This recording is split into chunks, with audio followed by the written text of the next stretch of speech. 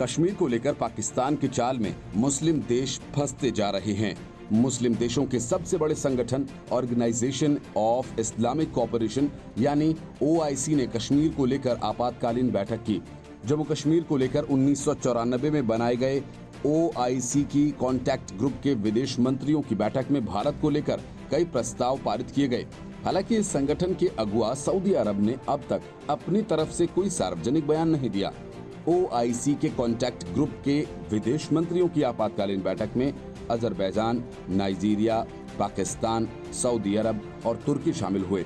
OIC के महासचिव doctor Yusuf अल ओथैमीन ने कहा कि OIC इस्लामिक समिट विदेश मंत्रियों की काउंसिल और अंतर्राष्ट्रीय कानून के अनुसार जम्मू कश्मीर के मुद्दे पर शांतिपूर्ण समाधान निकालने को लेकर प्रतिबद्ध है। वीडियो कॉन्फ्रेंसिंग के जरिए हुई बैठक में OIC के सदस्य देशों ने भारत के खिलाफ कड़ा रुख अख्तियार करते हुए कहा कि वे कश्मीर के लोगों के आत्मसमर्पण के अधिकार का समर्थन करते हैं। इसके अलावा इस बैठक में भारत के 5 अगस्त 2019 को जम्मू कश्मीर से अनुच्छेद 370 खत्म करने की भी आलोचना की गई। इतना ही नहीं, OIC ने पाकिस्तान की चाल में फंसते हुए भारत पर मानवाधिकार के उल्लंघन को लेकर जारी रिपोर्ट का समर्थन किया। बता दें कि भारत ने जब से जम्मू कश्मीर में अनुच्छेद 370 को हटाया है, तभी से पाकिस्तान की यही मांग थी कि OIC भारत के खिलाफ कड़ा रुख अपनाए। हालांकि उस समय OIC ने तटस्थ रुख अपनाते हुए कुछ भी बोलने से इनकार कर दिया था, लेकिन अब पाकिस्तान की चाल में फंसते हुए इस संगठन ने कश्मीर को लेकर बयान जारी किया है। कहा जाता है कि OIC में सऊदी अरब के बिना कोई भी काम नहीं हो सकता, लेकिन 5 अगस्त के बाद सऊदी ने कश्मीर को लेकर कोई भी नकारात्मक टिप्पणी नहीं की थी। संयुक्त अरब अमीरात और खाड़ी के कई देशों ने इसे भारत का अंदरूनी मामला बताया था और तब ये माना जा रहा था कि सऊदी और UAE ने पाकिस्तान को छोड़ भारत को महत्व दिया है। चीन के इशारे पर भारत से अपने सारे संबंध तोड़ने पर आबादा नेपाल को चीन की तरफ से ही बड़ा झटका लगा है। नेपाल ने चीन की लिखी पटकथा के आधार पर कालापानी, लिपुलेखा और लिम्पियाधुरा को अपने नक्शे में शामिल कर लिया। बिहार में बांध की मरम्मत के काम को रुकवा दिया और उसकी पूरी कोशिश भारत को उकसाने की हो रही है। भारत के खिलाफ अक्सर बयानबाजी करने वाली नेपाल कम्युनिस्ट पार्टी ने भी इस पूरे मामले पर चुप्पी साध रखी है। दरअसल नेपाल के प्रधानमंत्री KP शर्मा ओली भारत के खिलाफ नक्शा बदलने में लगे रहे हैं, लेकिन चीन ने धोखा देते हुए उत्तरी गोरखा के रुई गांव पर कब्जा कर लिया। नेपाल के कानूनविद और बुद्धिजीवी कालापानी, लिपुलेख और लिम्पियाधुरा क्षेत्र में भारतीय क्षेत्र में अतिक्रमण के बारे में बात करने में व्यस्त हैं, जबकि गोरखा गांव में चीन के अतिक्रमण की बातों को वहां की सरकार ने छिपा दिया। करीब 60 साल तक नेपाल सरकार के अधीन रहने वाले कई गांवों के गोरखा अब चीन शासन के अधीन हो गए हैं। नेपाली अखबार अन्नपूर्णा पोस्ट के मुताबिक रुई गांव में 2017 से तिब्बत के स्वायत्त क्षेत्र का हिस्सा हो गया है। इस गांव में अभी 72 घर हैं। रुई गांव अभी भी नेपाल के मानचित्र में शामिल है, लेकिन वहां पर पूरी तरह से चीन का नियंत्रण हो चुका है। नेपाल के भू राजस्व कार्यालय गोरखा के अनुसार उनके पास अभी भी रुई गांव के निवासियों से एकत्र राजस्व का रिकॉर्ड है। रुई गांव के निवासियों की ओर से दिए गए राजस्व का विवरण भूमि राजस्व कार्यालय में सुरक्षित है।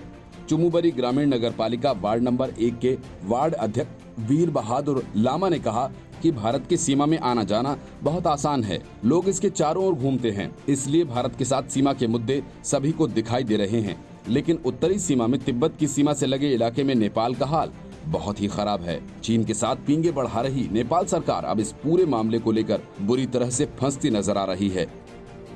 Bureau report, news of India. President Trump ने चीन को बड़ा झटका दे दिया। कोरोना के अमेरिका सहित पूरी दुनिया में फैलने के लिए अमेरिका चीन को ही जिम्मेदार मानता है और इस मामले पर दोनों देशों के बीच पहले से ही ठनी हुई है। लेकिन अब अमेरिका ने चीन के साथ ट्रेड डील को खत्म कर दिया। इस खबर के आते ही शेयर बाजार गोता लगाने लगा। व्हाइट हाउस के ट्रेड एडवाइजर पीटर नेवेरो की ओर से जारी बयान में कहा गया कि अमेरिका और चीन के बीच ट्रेड डील खत्म हो गई है। उन्होंने इस डील को खत्म करने के पीछे मुख्य वजह कोरोना वायरस को बताया। उनका कहना है कि सही समय पर कोरोना वायरस महामारी के बारे में चीन ने आगाह नहीं किया। अमेरिका और चीन के बीच जारी ट्रेड वॉर को खत्म करने के लिए इस साल की शुरुआत में इससे जुड़ी डील के पहले चरण पर हस्ताक्षर हुए थे। दिसंबर 2019 में ही दोनों देश ट्रेड डील की दिशा में आगे बढ़ने के फैसले पर सहमत हुए थे। यूएस चीन ट्रेड डील के पहले चरण के तहत अमेरिका ने चीन से आयात होने वाले सामान पर लगाए गए कुछ नए टैरिफ को वापस लेने की घोषणा की थी। इसके बदले में चीन अमेरिका से ज्यादा कृषि उत्पाद खरीद सकता है। डील के तहत चीन को अगले 2 साल में $200 अरब से अधिक के अमेरिकी सामान का आयात करना था। इसमें $50 अरब का कृषि उत्पाद, $75 अरब का मैन्युफैक्चरिंग प्रोडक्ट और $50 अरब के एनर्जी सेक्टर के प्रोडक्ट होंगे। ट्रेड डील समझौते के बारे में पूछे जाने पर नावारो ने कहा कि ये खत्म हो चुका है। अमेरिका चीन संबंध अपने सबसे निचले बिंदु पर पहुंच गए हैं, क्योंकि चीन में शुरू होने वाले कोरोना वायरस महामारी के बारे में अमेरिका को सही से जानकारी नहीं दी गई। इस खबर के बाद अमेरिकी फ्यूचर्स में तेज गिरावट आई है। इसका असर एशियाई बाजारों पर भी दिख रहा है। एक्सपर्ट्स का मानना है कि भारतीय बाजारों पर भी इसका असर देखने को मिल सकता है। सीमा पर चीन के साथ जारी तनातनी के बाद केंद्र सरकार ने उद्धव ठाकरे सरकार को कहा था कि वे चीन की कंपनीज के साथ हुए करार को रद्द कर दें, लेकिन उद्धव ठाकरे ने ऐसा किया नहीं। माना जा रहा है कि उद्धव सरकार चीन की कंपनीज के साथ हुए करार को लेकर भ्रम की स्थिति में है। इसलिए महाराष्ट्र सरकार ने करार को फिलहाल ठंडे बस्ते में डाल दिया है, लेकिन खत्म नहीं किया है। वजह कांग्रेस की नीति भी हो सकती है, क्योंकि कांग्रेस के बड़े नेता पी चिदंबरम कह चुके हैं कि चीन के साथ कारोबार खत्म नहीं किया जाना चाहिए। महाराष्ट्र उद्योग विभाग के एक वरिष्ठ अधिकारी ने कहा कि चीन के साथ करार रद्द करने की कोई योजना नहीं है। सोमवार को महाराष्ट्र के उद्योग मंत्री सुभाष देसाई ने कहा कि चीन के साथ हुए करार की स्थिति में कोई परिवर्तन नहीं हुआ है। चीन की तीनों कंपनीज के साथ हुए करार पर अग्रिम कार्यवाही प्रतीक्षाधीन है। देसाई ने साफ किया कि इस संबंध में केंद्र सरकार के निर्णय का पालन किया जाएगा। मतलब साफ है कि शिवसेना इस मामले में भ्रम की स्थिति में है। राज्य सरकार खुद से कोई निर्णय नहीं लेना चाहती। बीते 15 जून को मुख्यमंत्री उद्धव ठाकरे की उपस्थिति में मैग्नेटिक महाराष्ट्र कैंपेन में कुल 16,000 करोड़ रुपए का करार हुआ था और इस करार में चीन की 3 कंपनीज भी शामिल हैं, जो राज्य में करीब 5,020 करोड़ रुपए का निवेश करेंगी। अब चीन के साथ बिगड़ते हालात को देखते हुए न सिर्फ मौजूदा निवेश करार बल्कि पुराने करार को भी रद्द करने की मांग की जा रही है। कांग्रेस के नेता मनीष तिवारी ने महाराष्ट्र सरकार से आग्रह किया है चीन की मोटर निर्माता कंपनी ग्रेट वॉल मोटर्स के साथ दूसरे करार भी रद्द करे। दूसरी ओर एनसीपी के नेता और आवास निर्माण मंत्री जितेंद्र आव्हाण ने भी चीनी कंपनीज के खिलाफ रुख अपना लिया है। लेकिन अब महाराष्ट्र में चीनी कंपनीज के साथ हुए निवेश करार पर उंगली उठाई जाने लगी है, तो शिवसेना ने गेंद केंद्र सरकार के पाले में डाल दी है। इधर देश में व्यापारियों के संगठन confederation of all India traders यानी कैट ने भी मांग की है कि देशवासियों के रोष को देखते हुए हाल ही में चीन के साथ हुए निवेश करार को रद्द किया जाए। कैट ने मुख्यमंत्री उद्धव ठाकरे को इस संबंध में पत्र लिखा है। कैट के मुंबई इकाई के अध्यक्ष शंकर वी ठक्कर ने कहा कि सीमा पर सैनिकों की शहादत के बाद देश एकजुट हुआ है। ऐसे में चीन के साथ व्यापार या करार सही नहीं है। तेजस्वी और तेज प्रताप यादव की नौटंकी से परेशान होकर आरजेडी के बड़े नेता रघुवंश प्रसाद सिंह ने राष्ट्रीय उपाध्यक्ष पद से इस्तीफा दे दिया। इसके साथ ही 5 विधान परिषद के सदस्यों ने पार्टी से इस्तीफा दे दिया। वजह एक नहीं कई हैं, लेकिन तात्कालिक वजह रामा सिंह को पार्टी में शामिल किया जाना है और विधान परिषद की सीट के लिए तेज प्रताप यादव का अड़ जाना है। इसके साथ ही बिहार विधानसभा चुनावों से पहले ही लालू प्रसाद यादव की पार्टी में टूट फूट होने लगी है। इस बात की आशंका पहले से ही थी कि चुनावों के पहले आरजेडी 2 फाड़ होगी। अब उसकी साफ तस्वीरें दिखने लगी हैं। माना जा रहा है कि हालात अगर ऐसे ही रहे तो रघुवंश प्रसाद सिंह पार्टी से भी इस्तीफा दे सकते हैं। विधान परिषद के सदस्य संजय प्रसाद, कमरियालम, राधा चरण सेठ, रणविजय सिंह और दिलीप राय ने एमएलसी पद से इस्तीफा दे दिया। इसकी पुष्टि विधान परिषद के सभापति अवधेश नारायण सिंह ने कर दी। 5 नेता अब नीतीश कुमार की पार्टी जेडीयू में शामिल होंगे। इस्तीफा देने वाले सभी एमएलसी लालू प्रसाद यादव के करीबी बताए जा रहे हैं। ये सभी आरजेडी की मौजूदा वंशवाद की राजनीति और तेजस्वी यादव के नेतृत्व से परेशान थे। दरअसल 7 जुलाई को विधान परिषद की 9 सीटों पर चुनाव होने वाले हैं। आरजेडी की ओर से तेज प्रताप यादव को प्रत्याशी बनाया जा सकता है।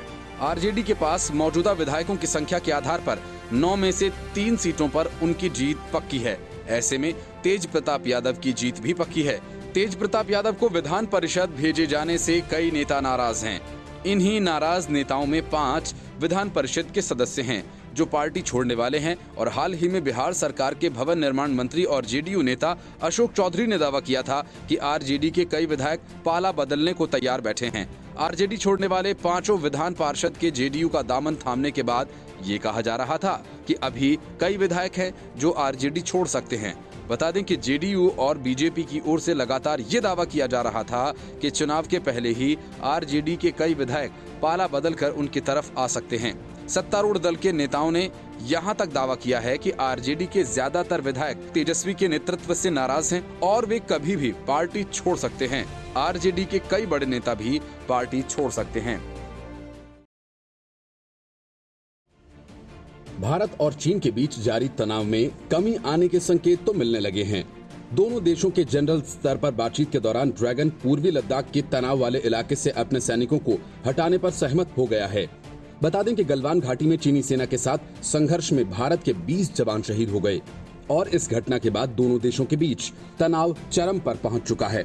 दरअसल भारत और चीन के बीच एलएसी पर जारी खींचतान के बीच सोमवार को लेफ्टिनेंट जनरल स्तर की बातचीत हुई थी। एलएसी के दूसरी ओर चीन के हिस्से में मोल्डो इलाके में दोनों सेनाओं के अधिकारियों के बीच बैठक हुई और ये बैठक करीब 12 घंटे बाद खत्म हुई। सूत्रों के अनुसार सोमवार को हुई कोर कमांडर स्तर की मीटिंग में सकारात्मक माहौल था और बैठक में दोनों देशों के बीच तनाव कम करने पर सहमति बनी। तनाव वाले क्षेत्र से दोनों पक्ष सेना हटाने को लेकर सहमत थे। पूर्वी लद्दाख में जिन जिन जगहों पर गतिरोध है वहां डिसएंगेजमेंट कैसे किया जाएगा, इसकी प्रक्रिया पर बात हुई।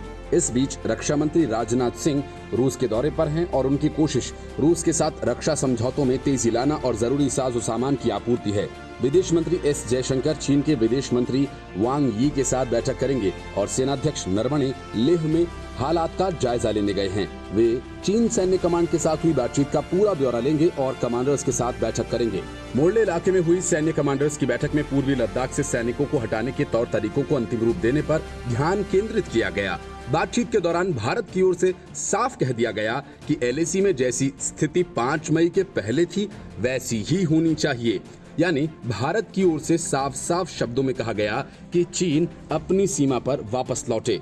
दोनों पक्षों के बीच उसी जगह पर 6 जून को लेफ्टिनेंट जनरल स्तर की पहले दौर की बातचीत हुई थी, जिसके दौरान दोनों पक्षों ने गतिरोध दूर करने के लिए एक समझौते को अंतिम रूप दिया था। हालांकि 15 जून को हुई हिंसक झड़प के बाद सीमा पर स्थिति बिगड़ गई, क्योंकि दोनों पक्षों ने 3500 किलोमीटर की वास्तविक सीमा के पास अधिकांश क्षेत्रों में अपनी सैन्य तैनाती को काफी तेज कर दिया। मोल्डो में हुई बातचीत में भारतीय पक्ष का नेतृत्व 14वीं कोर के commander lieutenant general Harinder Singh ने किया, जबकि चीनी पक्ष का नेतृत्व तिब्बत मिलिट्री डिस्ट्रिक्ट के कमांडर ने किया। ये बैठक गलवान घाटी में 15 जून को हुए संघर्ष के बाद दोनों पक्षों में बढ़े तनाव की पृष्ठभूमि में हुई है। ये बीते 45 सालों के दौरान सीमा पर हुआ सबसे गंभीर टकराव था। आधिकारिक सूत्रों ने बताया कि सेना के शीर्ष कमांडर्स ने सोमवार को पूर्वी लद्दाख गतिरोध और चीन के साथ लगती वास्तविक नियंत्रण रेखा एलएसी की समग्र स्थिति पर विस्तृत चर्चा की। 2 दिवसीय सम्मेलन के पहले दिन सेना प्रमुख जनरल एम नरवणे ने लद्दाख, अरुणाचल प्रदेश, उत्तराखंड और हिमाचल प्रदेश में चीन के साथ लगती एलएसी के किनारे भारत की सुरक्षा तैयारियों की व्यापक समीक्षा की। चीन से तनाव को लेकर राहुल गांधी के ताबड़तोड़ ट्वीट के बाद कांग्रेस और बीजेपी के बीच जुबानी जंग तेज हो गई है। राहुल गांधी के बयान पर बीजेपी अध्यक्ष जेपी नड्डा के बाद अब मध्य प्रदेश के मुख्यमंत्री शिवराज सिंह चौहान ने करारा हमला किया है। शिवराज सिंह ने कहा कि राहुल सेना का मनोबल गिराने और अपमानित करने का काम कर रहे हैं। चौहान ने कहा कि सेना की वीरता पर सवाल उठाने वाले नेताओं पर शर्म है। राहुल गांधी सेना को हतोत्साहित और अपमानित कर रहे हैं। शिवराज ने कहा कि संकट के समय में भाजपा हमेशा कांग्रेस सरकार के साथ रही है, लेकिन राहुल इस समय भी गंदी राजनीति कर रहे हैं। शिवराज सिंह चौहान ने यहां तक कहा कि राहुल गांधी नेता कहलाने के लायक नहीं हैं। देश हमारी सेना का अपमान बर्दाश्त नहीं करेगा। इससे पहले राहुल गांधी को उनके बयान के लिए निशाना साधते हुए बीजेपी अध्यक्ष जेपी नड्डा ने उन पर देश को बांटने और सेना का मनोबल गिराने का आरोप लगाया। नड्डा ने राहुल से पूछा, क्या यह उस समझौता ज्ञापन का प्रभाव है जिस पर कांग्रेस ने चीन की कम्युनिस्ट पार्टी के साथ हस्ताक्षर किए थे? नड्डा ने ट्वीट करके कहा, पहले चीनी कम्युनिस्ट पार्टी के साथ कांग्रेस समझौता ज्ञापन पर हस्ताक्षर करती है, फिर कांग्रेस ने चीन को जमीन सौंप दी। डोकलाम मुद्दे के दौरान राहुल गांधी गुप्त रूप से चीनी दूतावास जाते हैं। महत्वपूर्ण स्थितियों के दौरान राहुल गांधी ने देश को विभाजित करने और सशस्त्र बलों का मनोबल गिराने की कोशिश की। चीनी कम्युनिस्ट पार्टी और कांग्रेस ने 2008 में उच्च स्तरीय आदान प्रदान को सुविधाजनक बनाने और महत्वपूर्ण क्षेत्रीय और अंतर्राष्ट्रीय मुद्दों पर एक दूसरे से परामर्श करने के लिए एक समझौता ज्ञापन पर हस्ताक्षर किया था। समझौते पर हस्ताक्षर खुद राहुल गांधी कांग्रेस महासचिव की हैसियत से कर चुके हैं।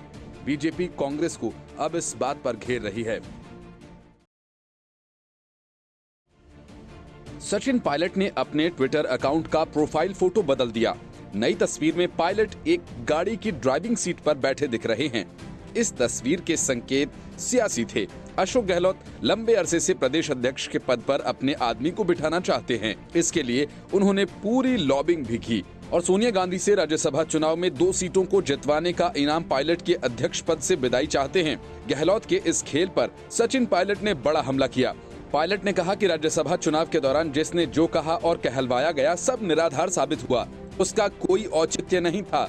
पायलट ने कहा कि उनका दावा सही साबित हुआ कि कांग्रेस पार्टी के विधायकों के 100% वोट राज्यसभा प्रत्याशियों को मिलेंगे और वही हुआ। दरअसल राज्यसभा चुनाव से पहले मुख्यमंत्री अशोक गहलोत ने ये कहकर कांग्रेस विधायकों की बाड़ेबंदी की थी कि बीजेपी कांग्रेस के विधायकों की तोड़फोड़ की साजिश रच रही है। गहलोत ने विधायकों को 35 करोड़ रुपए तक के ऑफर दिए जाने का दावा किया था और इसकी जांच पहले एसीबी और फिर एसओजी से और अब एटीएस को सौंप दी गई है। लेकिन अभी तक शिकायत करने वाले सरकार के मुख्य सचेतक महेश जोशी ने एजेंसीज को अपना बयान तक दर्ज नहीं कराया है। न ही अभी तक ये सामने आया कि जांच में क्या जानकारी पाई गई और न ही किसी विधायक ने स्वीकार किया कि उसे ऑफर दिया गया हो। उप मुख्यमंत्री सचिन पायलट ने कहा कि मैं कांग्रेस के प्रदेश अध्यक्ष पद पर रहूं या न रहूं, ये कांग्रेस अध्यक्ष या सोनिया गांधी को तय करना है। पायलट के इस बयान को मुख्यमंत्री अशोक गहलोत की उस बात के जवाब के तौर पर देखा जा रहा है जिसे सीएम ने राज्यसभा चुनाव से पहले कहा था कि नई पीढ़ी की रगड़ाई नहीं हुई है, जिसकी वजह से पार्टी के प्रति उनकी आस्था कम है। उप मुख्यमंत्री सचिन पायलट ने कहा कि आज संजय गांधी की पुण्यतिथि है। संजय गांधी ने बहुत कम समय में कांग्रेस पार्टी को मजबूत कर एक मिसाल कायम की थी। सचिन पायलट ने कहा कि लड़ाई वाले नेताओं की खोज कर रहा हूं। राजस्थान में जिन कांग्रेस कार्यकर्ताओं ने पार्टी के लिए लड़ाई की है उन्हीं को राजनीतिक नियुक्तियां दी। सचिन पायलट ने कहा कि कांग्रेस कार्यकर्ताओं के मान सम्मान का मैंने बीड़ा उठाया। जिन कार्यकर्ताओं ने 5 साल मेहनत की और पार्टी के लिए खून पसीना बहाया है, उनका मान सम्मान रखना और उनके हितों की रक्षा करना मेरी जिम्मेदारी है। उन्होंने कहा कि हर हाल में कांग्रेस के एक एक कार्यकर्ता को उचित सम्मान दिलवाने का काम करूंगा।